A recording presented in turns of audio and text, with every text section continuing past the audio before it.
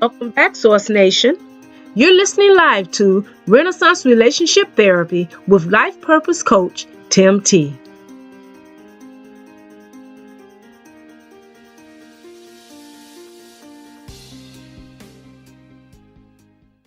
Good evening, Source Nation. I'm your host and relationship advocate, Tem'ti Sahu, and I want to welcome you to the second hour of Renaissance Relationship Therapy, the show that gives you the relationship view you never knew, and it's a view that has the power to change everything. Source Nation, as we said at the start of the show, Black love is an American invention. It's a concept, and it exists only because of the historical and present reality of black hate from outside and within the U.S. culture. Should black hate exist in 2017? No, but it does, and in many forms, from negative ideals of black beauty to historical and social exclusions, right on down to cultural dereliction, mental and general health disparities, along with legal, educational, and economic traps. So not many can disagree that black people as a whole still have it a lot harder than other racial groups.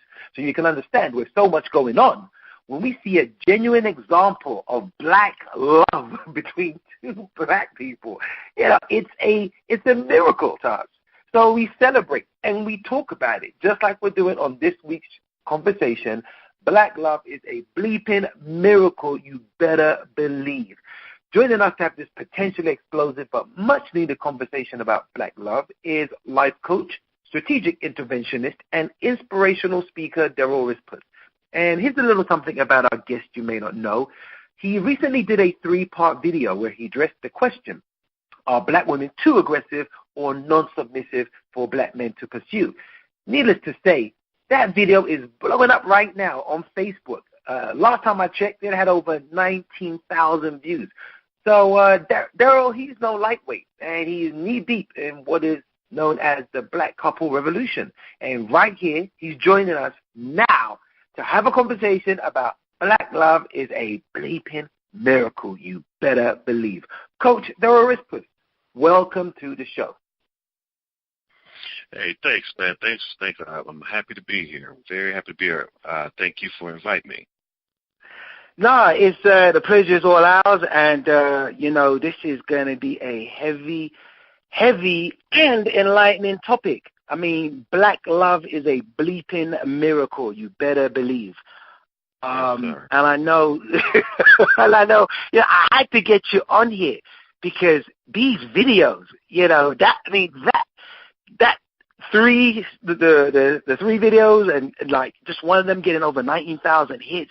I mean, it was some heavy stuff, and we really, I definitely want to talk to you about that in a moment. But real quick, for folks who may not have heard of you or haven't seen your videos yet, just tell them who Coach Derryll is, what drives him, and what's his whole angle when it comes to coaching.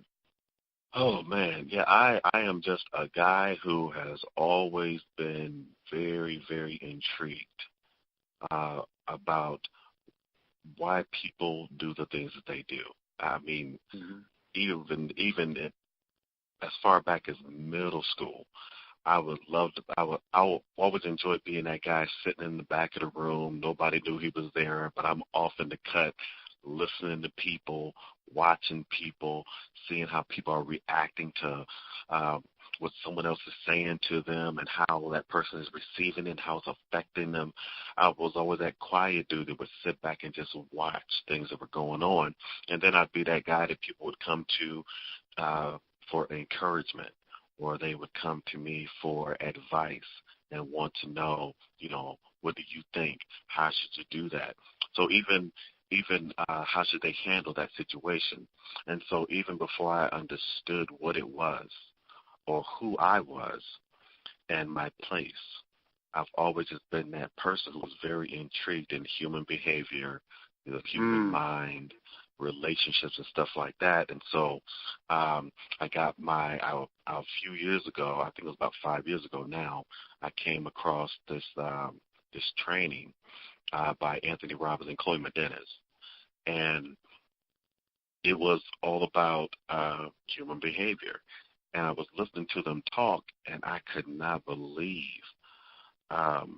their concept and the way they thought, and how they went about helping people, and how much I thought the same way. I thought, man, it's crazy. It was almost like this guy would take words out of my mouth and then go and say them. I couldn't believe that was coming out of his mouth had come out of my mouth when I was talking to other people, helping people. And so I showed it to my wife, and she said, you have to do this training. That's you. Wow. You have to do this training. And so I went and did got signed up on the training. And it took me about almost 3 years to get it done. And get out of here. And now I'm just on this mission to help people figure out and understand why they do the things that they do, and then help them get on that journey to getting their lives back, feeling like they're more in control of their lives, back in control of their relationships, or how to even go about getting into a relationship. That is that's powerful. We all know we all know Tony Robbins, and definitely some heavy hitting company that you've been with. So we know Tony and his forums and what he does. But now, like you said, you didn't quite follow that route. You followed your own route and really got into this whole thing with relationships, and not just relationships, but black relationships. Hence these videos. So it's almost like you've taken all that information, and now you're focusing on black couples. So tell us about these videos and the response to that. Well, the whole concept of the videos came from I was talking to a cousin of mine, Anthony Browder, which is he's an African historian. He's helping people understand who we are in history and our place in history and the direction we should be in, where we should be right now. And he was telling me that, man, if you could take what you learned and flip it and present it in a way that it pertains to our people, then you're really going to have something, because he said, I don't know anybody else is out there doing it. And so I got with a videographer, and I was talking to him, and we were just having a conversation. And he was telling me, man, I was had some stuff going on with my wife, and some of the things you said actually, it actually helped me with my wife, and we were laughing about it. And so he asked me, what are you trying to do with this? And I told him about this concept that I have of a roundtable discussion, where people are just kind of throwing questions at me and I'm answering the questions. And that's how he said, I would be willing to help you with that.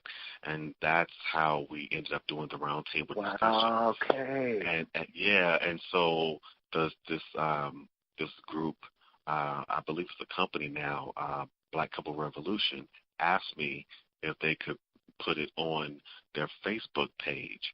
And I was familiar with them because they follow me on Instagram. But the thing I did know is that they had over 300,000 followers. And so I put the videos up. They spliced it into 3 segments by subject. And the response, man, has been so crazy. Like you said before, one of the videos had over 9,000 views. I think it's over 9,000 views now. And the other 2, 4,000 and 5,000 views. And so the response has just been overwhelming, because I had no idea that was going to happen. But let me tell you, the thing that I loved the most was that I've always wanted to present things in a way where I'm helping black couples, but it's always been a little bit of a task to get, black men to come and be involved in stuff. And one of the things I loved the most was that black men were actually coming on, watching the videos, and they were leaving comments, they were liking the comments, and a couple of them were even tagging their partners, their significant others to come and watch the videos. That was the thing that stuck out to me the most. Yeah, man, because, usually, black men don't, they always feel like it's going to be right. they're like, they ain't showing up for that. Right. So I was happy, man, that they were actually coming on and leaving comments and liking it and tagging other people, man. I loved it. Amazing. No, you really hit on some great points, and I mean, folks, you have to watch these videos. We're going to give you all the information on where you can actually see these videos. Some of you might have already seen them, but you have to watch them. And the questions the questions that you were answering, and the solutions that you were giving, even the gateway answers that you were giving, that kind of make you like ask more questions that lead to solutions. It was amazing to watch. Which brings us to, why you're here now with us today. Black love. Right. It's a bleeping miracle, and considering, the economic, political, historical ramifications and social ramifications, that we can still love ourselves and love each other. And, like you said, we see a black couple and we're like, oh my God, look at that, they're holding hands. Oh my goodness, they kiss each other in the street. And we're surprised at that. But and that just shows you how rare it is. But one of my first questions is that, okay, so we talk about black love, in a way that no one ever talks about, Latino love or Anglo love, So, but if they did, especially if it was like people talked about white love, it would be seen as possibly racist or overly conservative, is it that same way when you mention black love? How different is black love than somebody talking about white love? Well, the difference is perception. For me, it's perception. When we look at how things are perceived in music, in commercials, or the lack thereof, on TV shows or in movies. Black love has been perceived as something that's either tarnished, is destructive, it's dysfunctional, or it just doesn't exist. But black people are so resilient, man. We are so friggin' resilient that there are a lot of black people who will never turn their back on black women. There are black women that will never turn their back on black men, and they will never turn their back on black relationships or black love. So it's very, very different. When it comes to white love, they see that all the time on TV. They see it all the time in videos. So for them, it's not a phenomenon. It's not a phenomenon because there has been nothing going on that was against it. There's been nothing fighting against it. There's been nothing working against it. With black love, is different because there's been a lot of things working against it. There's a lot of things there's always been a lot of things going on behind the scenes working against black love. So when you would see a black couple together, making it happen, and showing it in public and being proud about it in public, everybody's going to focus their attention on it, and people are going to be in awe of it, and they're going to see how beautiful it is, because it would have to be beautiful, knowing everything that's been going on to work against it, right? So I think that's the thing about black love, is that we are such a resilient people, and there's a lot of us that no matter what, we're always going to believe in black people. We're always going to believe in black love, regardless of how it's being perceived or being presented in the media, or on the news. So why now then? All right, fair enough. The problems have been there. It's been rare enough to find great examples of it, so we're all in awe when we actually see it. But why the conversation now? What has made these conditions so right for us to really get into this conversation, and for black folks to like I said, create a group about it, and there's over like how many did you say? 30,000 people in there.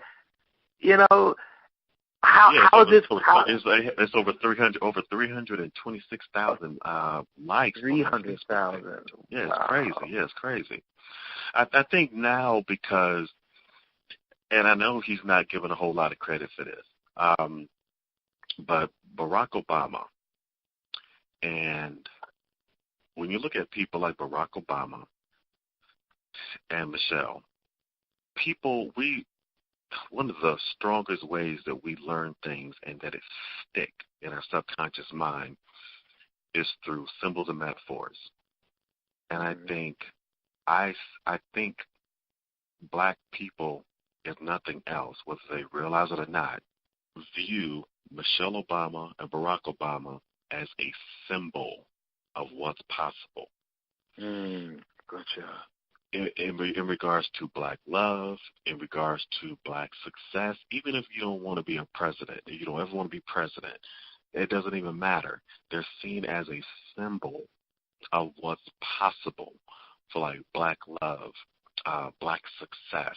And then the other piece is social media. It's actually the internet. It's social media. If you get on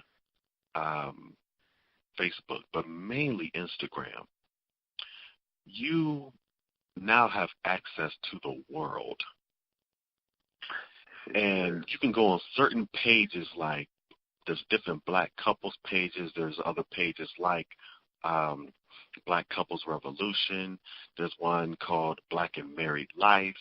There's other pages on there, and all you see are pictures and images of beautiful black people. And then you see images of beautiful black people on their wedding day. Or you see beautiful black people in relationships. Or you see beautiful black people in love and laughing. And so I think if you look at those two pieces, I really, really believe that we are starting to believe we are beautiful. We can be successful. We can be in a successful relationship. We can own our own businesses. We can build family wealth and black family legacy. These things are possible because we're starting to see it more. And I think that's why the conversation is starting to come up even more. The issue is people are trying to figure out why is it like this, and how do we get from where we are now to where we want to be. And I think that's why the conversations are coming up even more now by so many people. So, okay, how can we get from where we are now? Right. Hasn't been, for a lot of us, hasn't been a lot of great examples. I mean, like you said, you'll see Barack and Michelle Obama. Pre-social media, you may not have ever known that there were black couples getting married anywhere else that was smiling, Exactly. Right. So it seems as if we saw good times. We saw good times. Right. People married, but they weren't married. They were married, or they were together. And you may have seen them smiling from time to time, but they were poor. They didn't have anything, right? Right. Yeah, man, that was crazy. I mean, and people accept that as the normal. Always going to be struggling. There's always going to be a battle, and it doesn't have to, like you said, it doesn't have to be that way. What do you think are the major, have classically been the major obstacles to black couples really reaching the heights where marriage can take them with another black person? Wow, man. Well, the first thing I would have to say is it's the media, the way we are portrayed as a couple and as individuals. And what I mean by that is the black woman was portrayed in a certain way.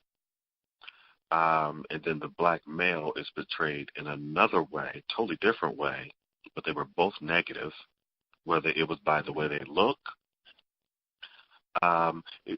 see, it's like it's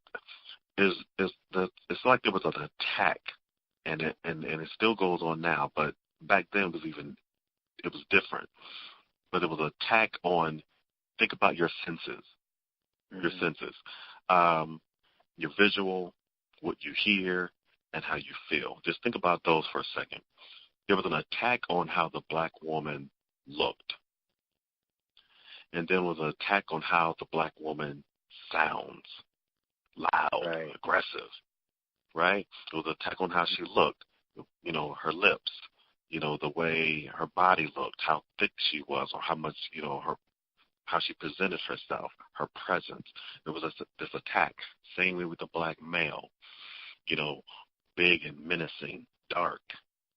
How he sounds, aggressive, which we call swag, but it was described as being aggressive, overly aggressive, dangerous, kind of menacing. So there was this attack going on, and then was attack on the relationship where every time one was presented, there was always this struggle.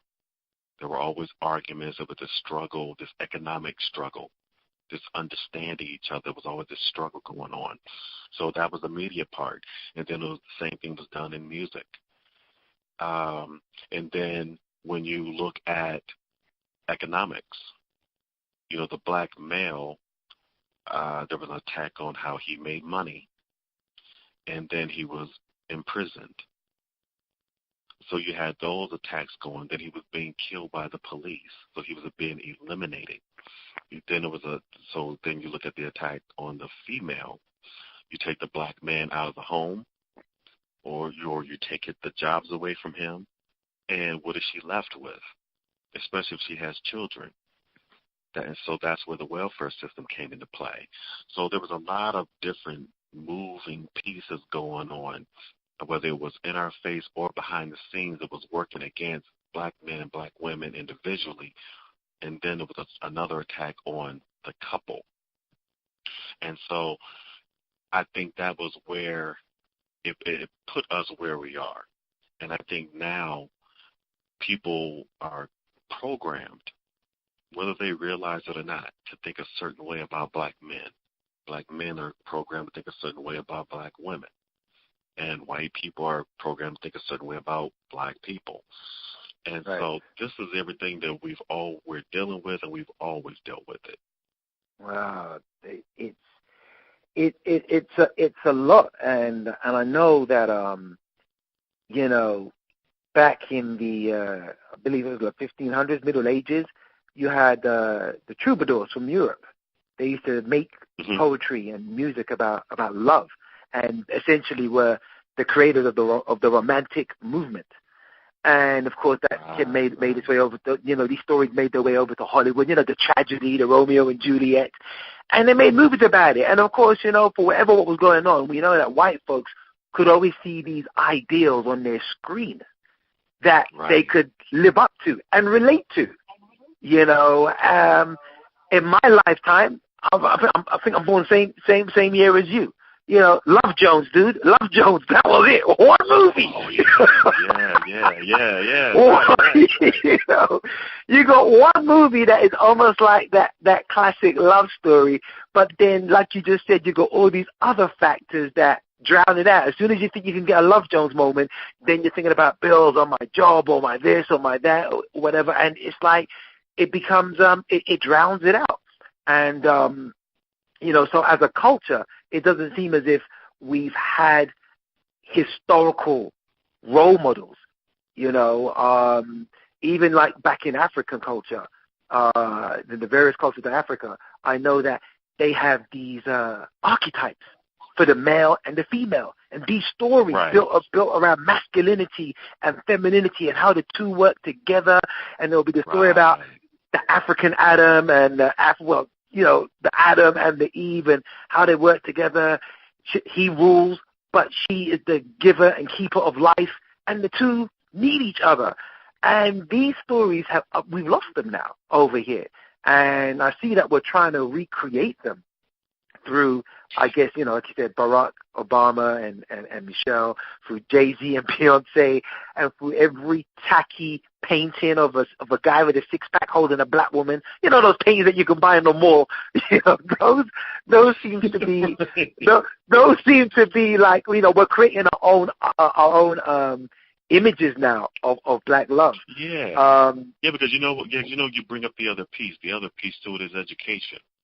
We didn't even see this stuff in our books in high school or in elementary school or any type of school. We didn't see those images. We just did not see them. When it came to our history, we just did not see them. We didn't hear about African kings and queens. We didn't know about royalty. We didn't know anything. We didn't have anything to associate ourselves with money and economics. We just did not have that stuff. So that's the other piece where the internet and social media has kind of come to the forefront of educating black people, where you can look stuff up to find out about Africa. You can look stuff up to find out about African history and African culture and kings and queens and money and stuff like that. You can actually look that stuff up now, so you don't have to depend on, the schools here in the States. And you can get it from people over in Africa. You can get it from people from all over the world, where when people educate themselves on this stuff, they can post it on YouTube. They can post it on Instagram. So there's really no excuse anymore. And I think it's beautiful that a lot of black people are starting to take advantage of the stuff that they're seeing. We can be our own educators.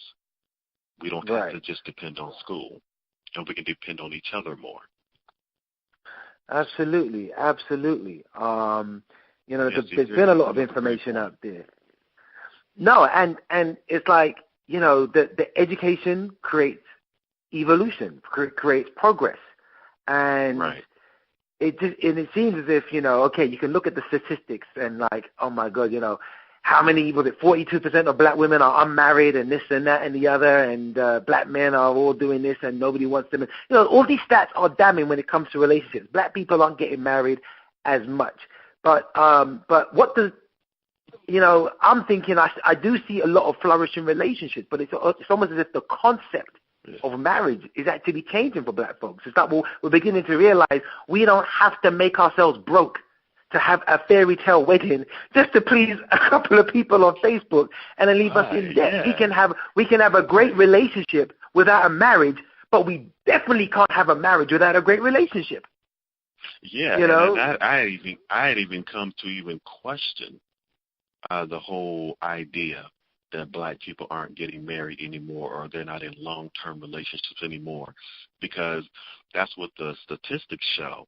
But you have to question that now that you look at the internet and social media, because now you see all these beautiful black couples that have been together for a while. Some of them are getting married. Where they been at? Where they been hiding? Yeah, it's like right. So it's like now we can question the statistics, because what if that's not true? What if that's something that's just being said, and these numbers are being skewed to present it that way, so we'll have in our minds that the idea of two black people coming together and being successful and having a family and businesses, that's not so attainable. What if that is just being put out there, so that'll be embedded in our minds? What if it's not true? So it's not to say that it is or it isn't, but what if it isn't? What if it's just being presented that way, right? Because if you look on Instagram, you look on the internet, you see beautiful black people together all the time. You're right. You're absolutely right. And it is interesting. I mean, I know I was making fun of these paintings that you can buy in the mall, with the black man with the six-pack and this woman with impossible curves, and then they're wrapped around each other. But I do get why they do it. There's almost like silk and steel aspect to it. This logic and intuition. And we're talking about nature, really, yin and yang coming together. So there are elements that, as much as sometimes, and I know you've heard it too, we've heard about black women saying, well, you know what, I need to be the breadwinner, or I need to, make sure that I don't need no man to take care of me or whatever. Right? We've heard some of these, some of this stuff. Some of it may be stereotypes or whatever. But ultimately, if they do talk about, having a king, the right kind of black man, it's like, dude, they will run back in the house and be like, look, I got this. Yeah. And it's almost like the nature will come out, given the right set of circumstances, that nobody has a problem with the true nature. And it's like really for them to get past this, for men and women to get past this thing of what you've learned versus what you really are. Right, because the true nature, and I'm mainly talking about energy, of masculine energy, is that masculine energy wants to feel needed. And I hate to hear men even say, I don't care, I don't need nobody need me. I don't need it. Listen, don't say that, because when you say that, you're actually not in your you're not speaking in your masculine when you say that. Masculine energy wants to feel needed. So if you think about this, when you're promoting masculine energy to women, you got to go out there and get it yourself. Don't depend on a man. Go out there and get it yourself. Be a go-getter. Be a diva. Be a this aggressive person who will run over people by any means necessary. Forget about emotions. When you're saying this to women, you're actually telling them to live in their masculine.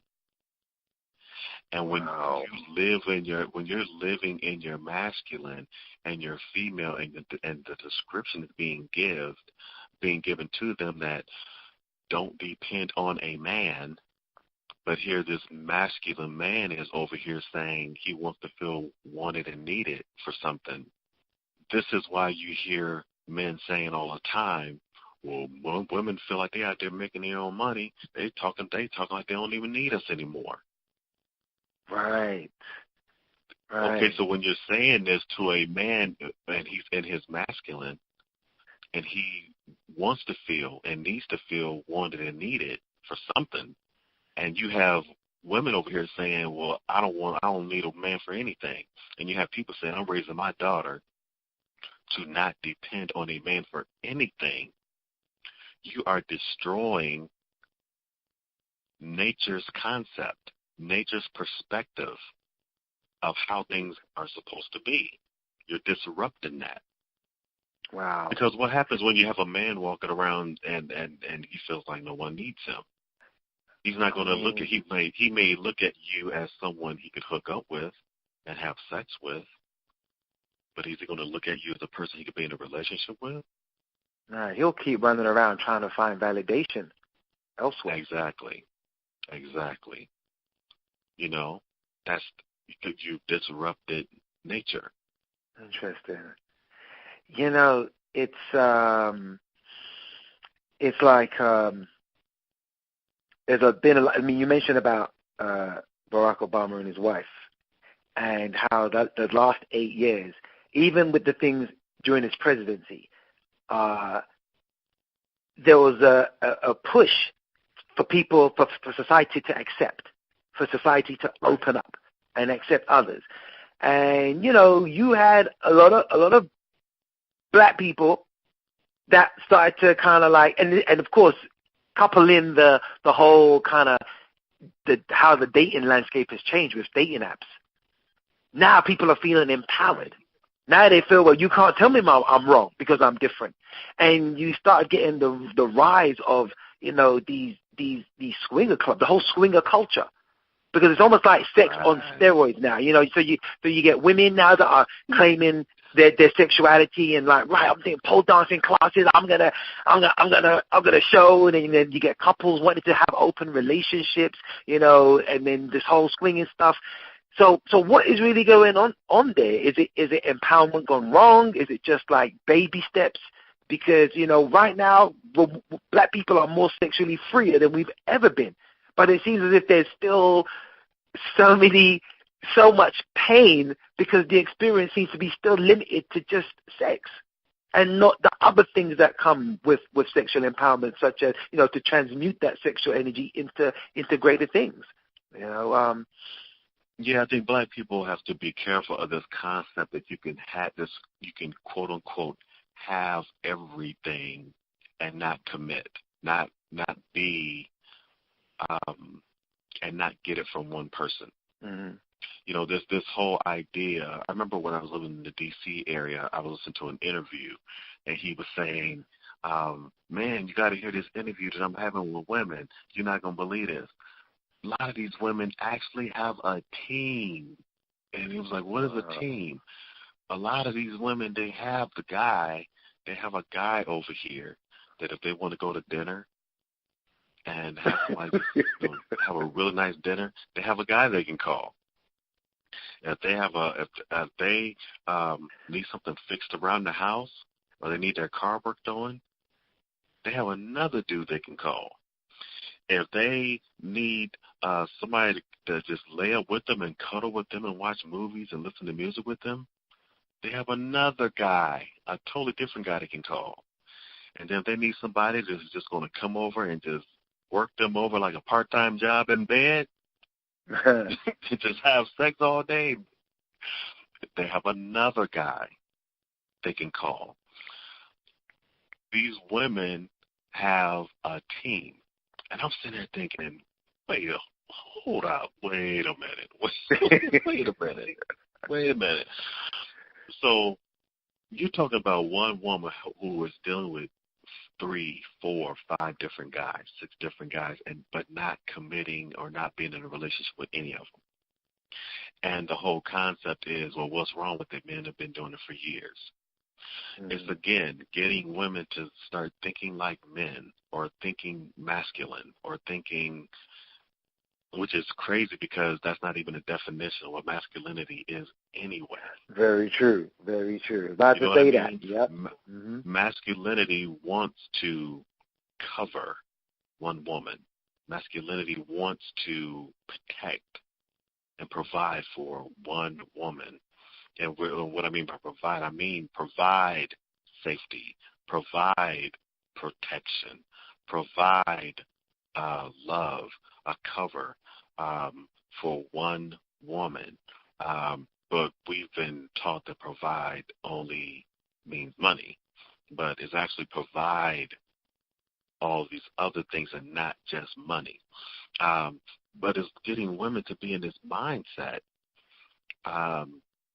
that it's okay to do all this stuff, to have all these different men running around in and out of your house. Okay, well, what if you have kids? I mean, who are all these dudes? You know what I mean? Especially if you have a right, daughter. No, if you have a you're daughter. Right. You know, who are all these dudes coming in and out of the house? You know, it's a dangerous thing. We have to be careful with that. We really have to be, and the men have to be careful with that too. Because, you know, you're also opening yourself up and making yourself vulnerable to diseases. You can mess up the way to naturally balance yourself and keep yourself balanced. Your perspective of what really is supposed to be normal and what's supposed to be real and natural. You're really you're opening yourself up to be desensitized to a lot of things that could just disrupt what's natural. Well, and this stuff is being presented all over the place. I mean, there's a new show that just started. I think it's on Stars or Showtime. I can't remember. It's called it's something about the girlfriends something, and it's about this. It looks like it's about a bunch of women that are just pretty much sleeping with each other. It's about women having girlfriends. Is right. What it looks like the show is about. And this stuff is being portrayed. It's all over the place. Yeah. I mean, you know, you're down here in Atlanta with me, and of course this is happening in other cities. And, you know, there's an element. You know, of course, you know, nature is nature. Things, you know, everything that can happen will happen, and it's just the way it is. But it's the trend, and that's changed. You know, and that changed too. It changed. Because remember, when initially, and correct me if I'm wrong, but initially, at least what I thought, when I first heard about swinging, it was married couples coming together and having sex with other married couples. But I know when I was in D.C., man, it was buck wild. It was pretty much a situation where they would have this event happen, and you could come whether you were married or single. But if you were single, you had to bring someone of the opposite sex with you. You couldn't just show up by yourself. So it went the whole description of what swinging went from it being married couples coming together to anybody could come as long as you brought somebody of the opposite sex with you. So that's on a whole nother level. It is. I mean, that's a whole nother level, because you got married people and singles in this one big room exchanging partners. And then some of them are going home with somebody, and some of them aren't. Going home with their wife or their girlfriend or boyfriend, and some of them aren't. It's definitely interesting, and you know how I look at it. Of course, you know, I'm never going to turn around and tell anybody, well, don't do that. You know, it's like, you know, because we can't get into this whole thing of saying right and wrong, because it doesn't really exist. It's just perspective exists. So, you know, exactly. some people need to do that. So fair enough. My whole thing, though, about if you're in a relationship, is it possible that and this is where any couple who's doing this would have to be really honest. Is your relationship lacking in anything? Right. If you really had everything that you needed between both of you, would you be doing this? And I guess that's for every individual couple to answer. Yeah, you know, I certainly can't answer it for them, but it just makes you think. Yeah, that's a good question. Well, here's the thing. One of the basic human needs that we have is for uncertainty. To not know what the routine is, to go against the routine, to not know what's going to happen next, to take risks and not know what's going to happen, to get that rush, that adrenaline rush of something being spontaneous or doing something that maybe you're not supposed to be doing. It's a risk, something that you had no idea that this was going to happen, or you're doing something in a place or in a way that you would not normally do it. Gives people that rush. It's the same thing as like somebody getting on a roller coaster. They know what the whole concept is, but it's just getting that rush from being on that roller coaster and going down 60, 70 miles per hour, and you're not in a car, right? People get that rush, and then they get off of it and say, oh, my God, I want to get on again. I want to do it again. What they're saying is that they want to feel that rush again. They want to feel that rush. And so the question is, if you're getting that rush from being in a room, having sex with somebody, and you've never had sex with them before, so you don't know how it's going to be, don't know how it's going to feel, and then who's going to come next, and is that going to be different? How is that going to feel? Can you get that rush of the unknown from the person that you're with? And when you talk to a lot of women, what do you hear women say when they feel like they're bored sexually or they're bored with their partner? A lot of them are saying, you know, I want to do something. How come we will never do anything?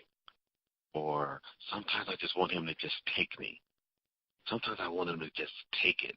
Now, she's obviously not saying I want you to, you know, beat me up and rape me, right? Right. What is she saying? What is she saying? Maybe she don't want to have sex in the bed all the time. Who knows? Maybe she want to have sex in the car. Maybe she want to have sex in the closet. I don't know, in the library. Hell, I don't know. Right. What is she saying to you? So this idea that you can't get that rush of the unknown, this uncertainty from being with the same person. You know, she might want to dress up. I don't know. Play with, somebody's acting like that one character, role play. You know, maybe she wants to role play. It depends on the person. People have their own perspective, their own idea of what it means to have uncertainty. That comes to, like what you're saying, what we're talking about now, asking questions, getting to know your partner. If you wanted to get a rush, if you want to feel uncertain, like you don't know what's going to happen, and if it's sexually, what does that look like? What does that sound like? What does it feel like? It's like getting with your partner and asking those questions, because who knows, you might be out here swinging or doing something over here, and you could possibly be getting that at home. You just haven't said anything. Well, here's what's interesting. And again, this is something that we've heard it numerous times. I know you have as a coach. I know I have, and a lot of people out there listening. This whole thing about, and you get it a lot with black men, not wanting to be vulnerable. The whole idea of going on a roller coaster is that, look, we're not wearing seat belts. There's no cover. Like, we could die. We could literally die right now, and it's exciting because you're vulnerable. Vulnerability is a key part of that. And it just seems as if with a lot of black couples, they have serious concerns about letting their guard down, whether it was conditioning from the past relationships, past hurt, how they saw their parents act.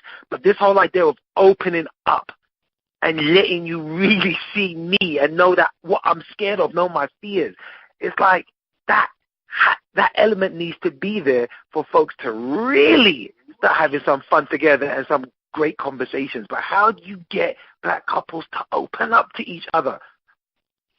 Yeah, it's getting over the fear. It's like getting over the fear, because when people hear what you just said, and what I was explaining right before, when you were talking, when you just gave that explanation, when you were asking the question, the three questions that pops in everybody's head when they want to go deep and reveal what their true fantasies are, what they really desire. Questions pop in their head. Will they still accept me? Will they still want me? Will they still love me?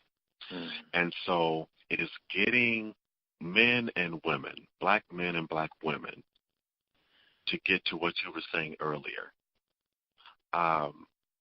Getting people to be vulnerable enough to say it, but getting the other person to understand that this is not about right and wrong. Because if you really want to know who the person is, you got to get over that piece of what's right and wrong, because that mainly comes from your upbringing and it comes from religion.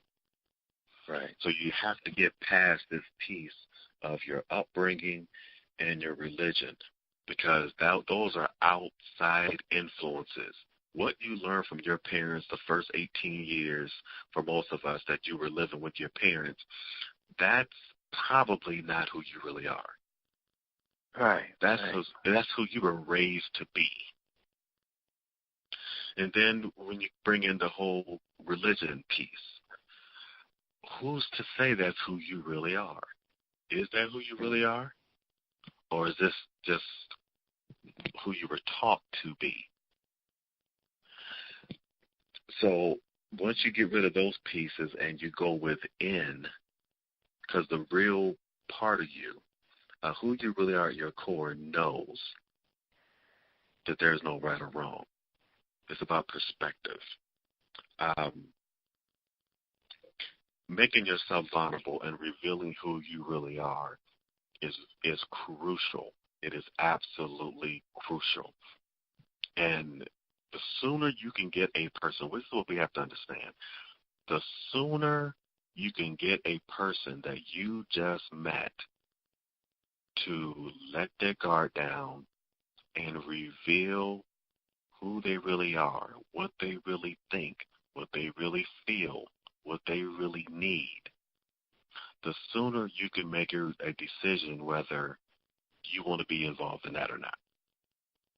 Because the problem, what we have now is that, and you and I talked before, you said when you meet somebody, you really are meeting their representative. You know, right. Is this person going to really take that mask off and show you who they really are, which I know a lot of people have a problem with that in the beginning because, you know, they have this fear. Will this person accept me? Are they still going to want me? Are they even going to want a second or a third date, right?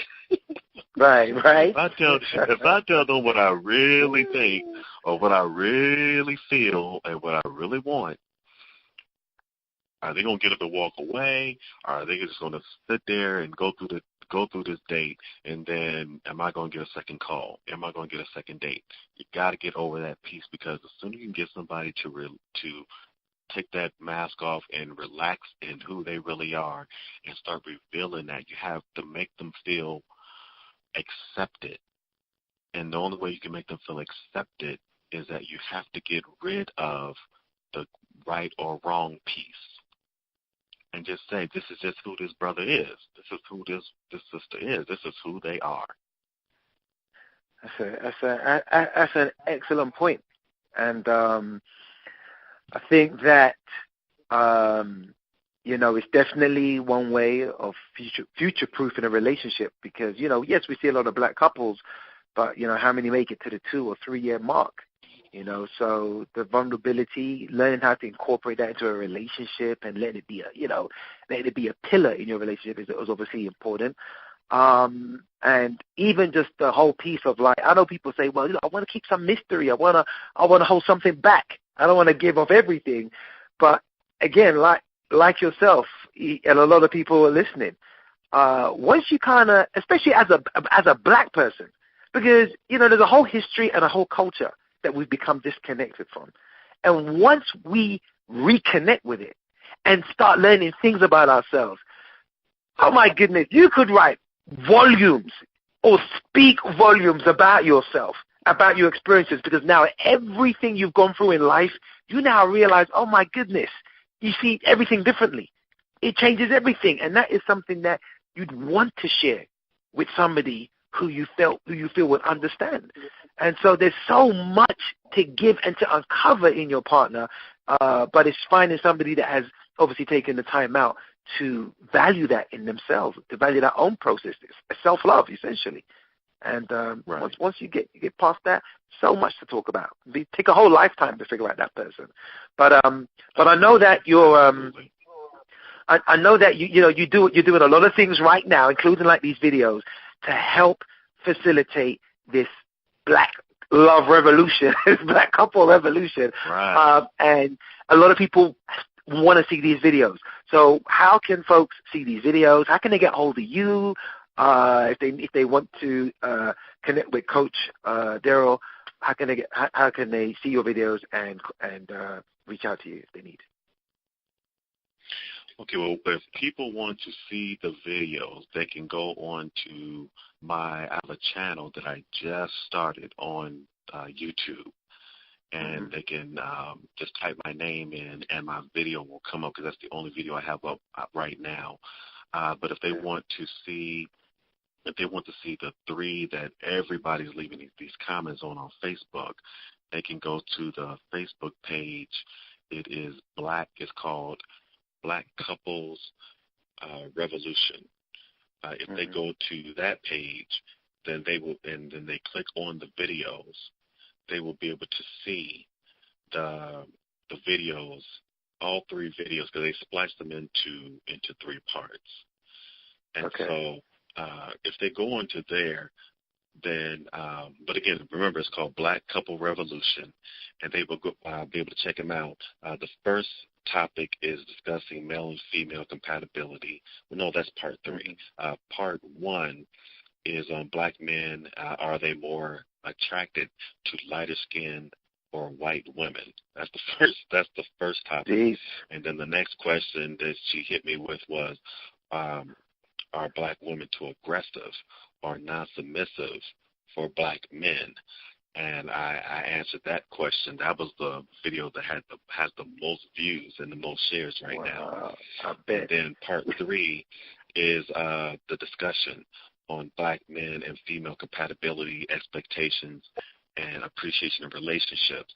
So go to Black Couples Revolution on Facebook, and they can watch all 3 videos. Please like the videos, comment on the videos, and share those videos. Now, if somebody wants to contact me for coaching or for speaking, they can contact me. They can email me at Derryll Wristpus at gmail.com, and that's spelled DERRYLL WRISTPUS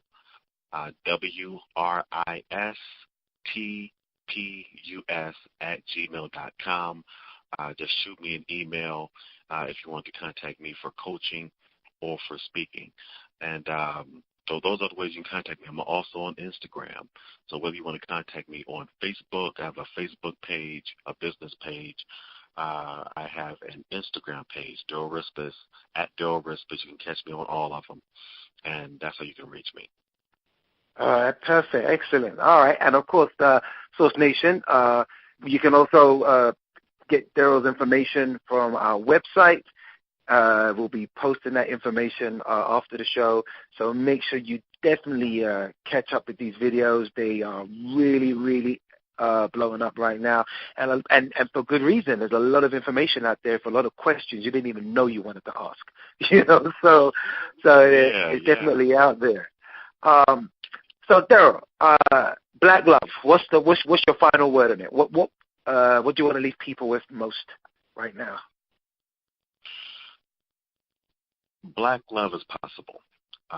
Black love is definitely possible, and I don't mean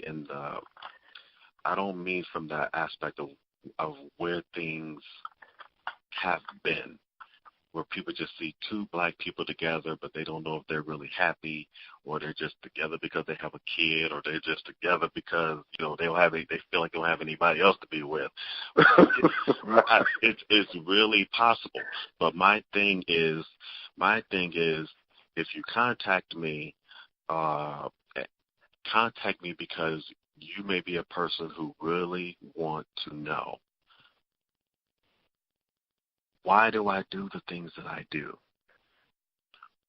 Why do I feel the way I feel? And more importantly, how do I get back on track, back on that journey to being who I really am? And then how do I connect with another person? And do it in a way where I'm still being true to who I am? How can I ask questions to find out who they really are? How can I get a person to feel comfortable enough to reveal who they really are? This is what I do, is I show people, or I help them figure out and understand who they really are, what they really want, and then ask better questions, how to connect and communicate better, so that when they can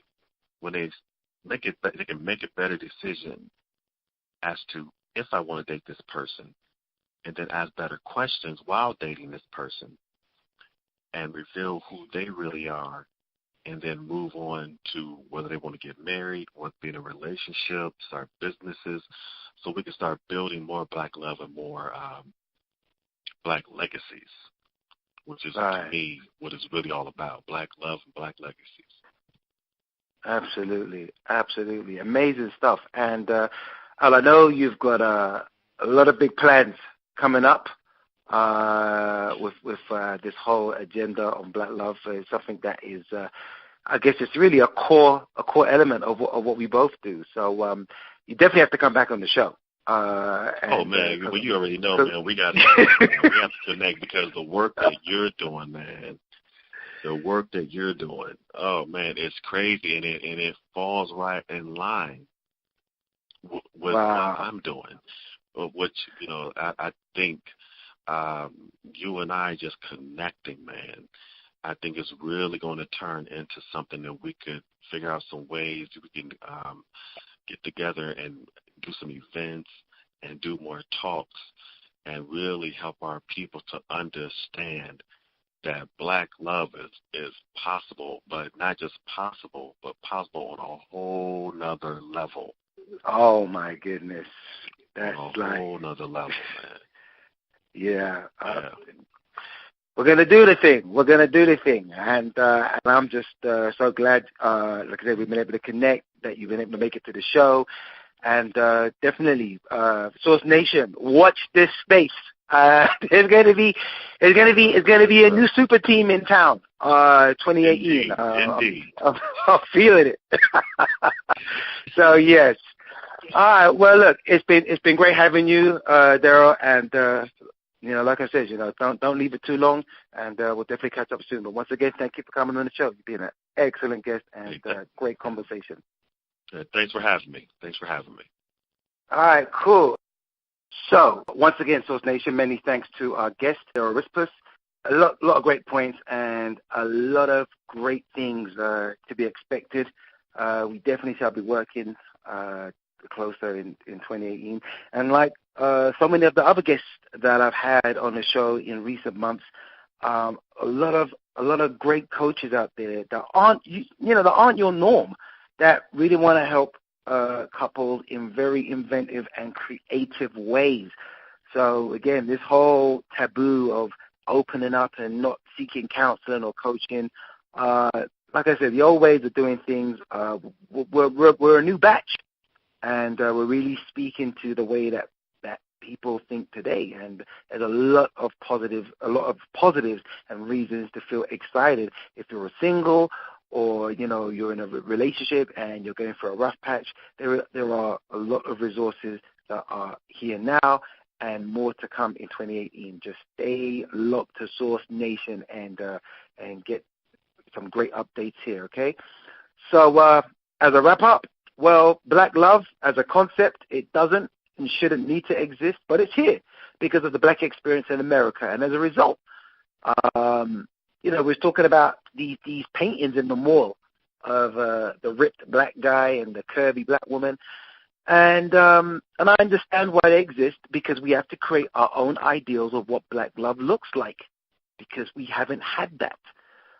But it doesn't mean just because, we don't see these ideals every day, it doesn't mean we shouldn't stop aiming for them, which means we have to leave alone the all black men are this or the all black women are that rhetoric, and just accept that black love it's thriving, it's redefining itself in the U.S., and we should remain optimistic that it's worth having and worth waiting for if that's what you truly want. Just remember, black love exists simply because you do. Okay? Don't forget that. If you love yourself, then someone else will too. Source Nation, thanks so much for tuning in tonight. But before I leave, let me thank our sponsors one more time. And they are Zulina Health, Wellness and Fitness, Paper to Film Productions, Revolution Mills, Rent Ovations, Urban Grandstand Digital, Meet My Types Matchmaking, Blend to Blend Juice Bar Boutique, and New Covenant of Praise Worship Center. Also, Source Nation, to contact me, you can visit Team MMT, the website, Meet My Types, at meetmytypes.com to drop a message, leave a comment, or ask a question about anything featured or that you want featured on this show. So, once again, we come to the end of another amazing show. You've been listening to Renaissance Relationship Therapy with me, Coach Tem'ti. Everyone, have a great week.